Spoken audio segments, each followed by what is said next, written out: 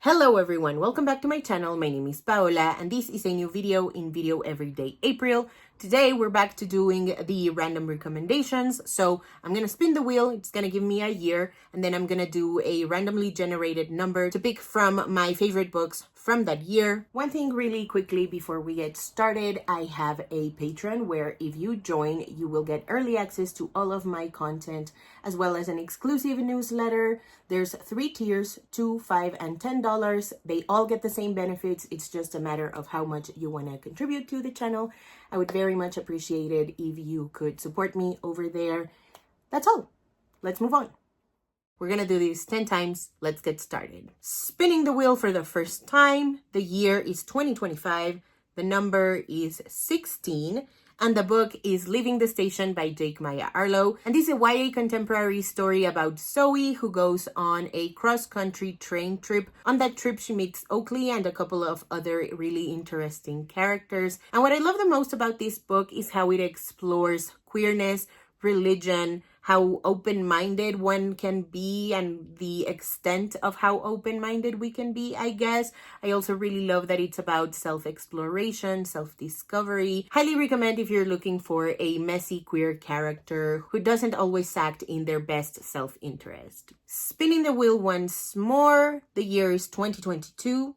The number is 5. And the book is It Sounds Like This by Ana Meriano. This is a YA contemporary story. It is a loose retelling of Snow White, and it's about Yasmin, who accidentally gets the entire low brass section of the band kicked out. And so now she and 7 other freshman boys have to replace the low brass section, learn a whole new instrument, and shenanigans ensue. My favorite thing about this book is its exploration of friendship. My favorite things about this book are the friendships, the slow burn romance, the church that Yasmin and one of her classmates go to where they bond. I also love its exploration of invisible disabilities. Spinning the wheel once more, it's landing on 2020. The number is 19 and the book is Bear With Me by Lucy Eden. This is an adult shifter romance and it's about an influencer whose reputation is kind of tarnished, and so she's sent off to a mountain so that she can reset and recharge. There she meets the groundskeeper of sorts who happens to be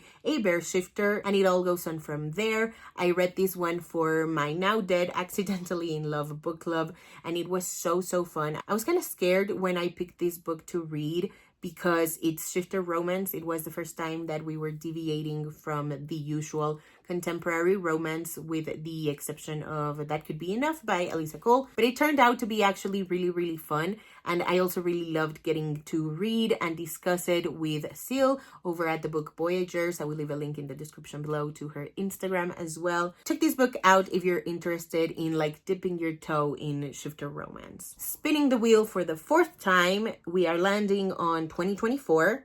The number is 25. The book is Racial Innocence by Tania Cateri Hernandez.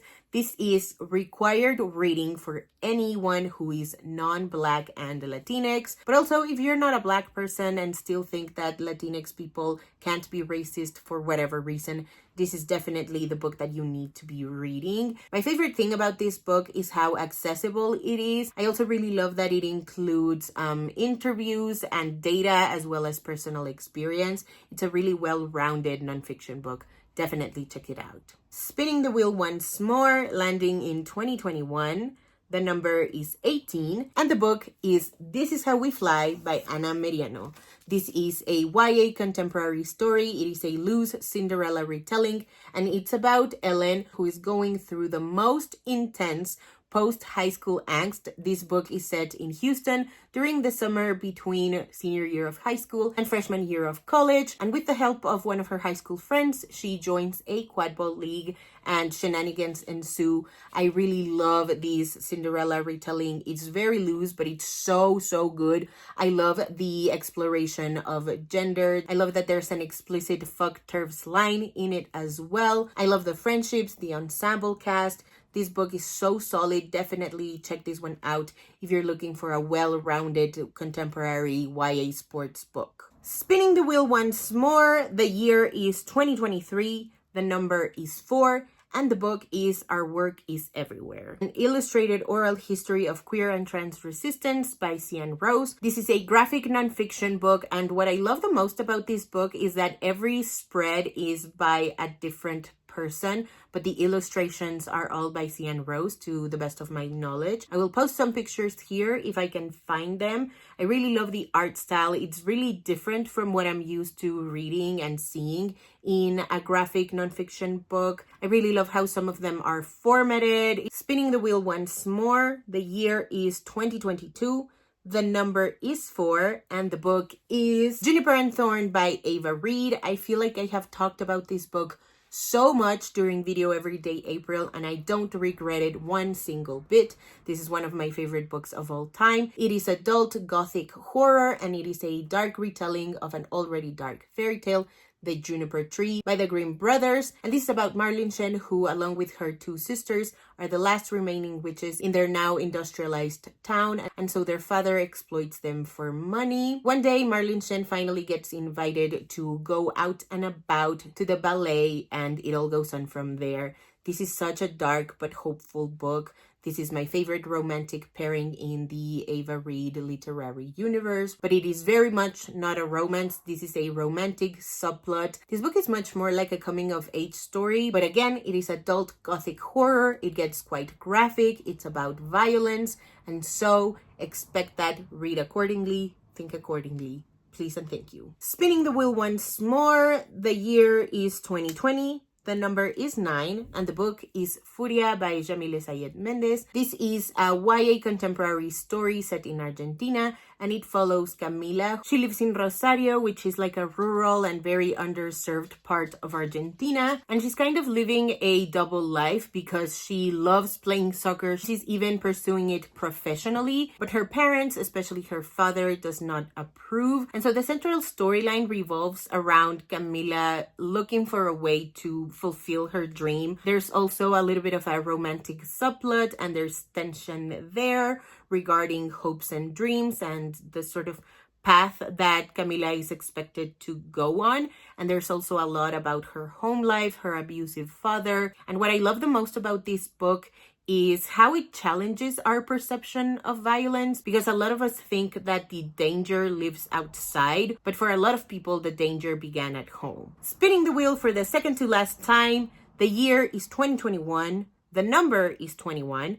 And the book is A Game for Swallows by Zeina Birached. This is a graphic memoir chronicling the time that the author and her brother were left alone with their neighbors at the building that they live in, waiting for their parents to come back from their grandparents' home during the Lebanese Civil War. This is such a specifically political kind of memoir, and I really love that about it. The art style is phenomenal. I love how claustrophobic it feels. I really love that it's about community, protecting each other, and survival. Spinning the wheel for the final time. The year is 2021 once again. The number is 11, and the book is Vulnerable AF by Tariona Ball. I'm gonna read from the synopsis because I don't really know how to talk about poetry books, and it's been a really long time since I read this one, so I think it's best that I read from the synopsis.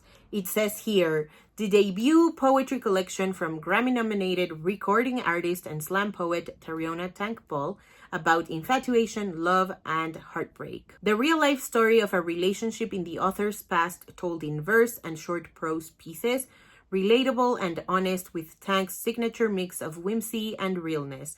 Vulnerable AF is about the difference between love and infatuation, the danger and confusion of losing yourself in the idea of someone else, and coming out on the other side of heartbreak with your sense of self-worth and your sense of humor stronger for it. I listened to this one on audiobook, and I remember it feeling really lyrical and musical, so I definitely recommend that you check out the audiobook. And yeah, that was the last book that I want to recommend for this edition of Random Recommendations.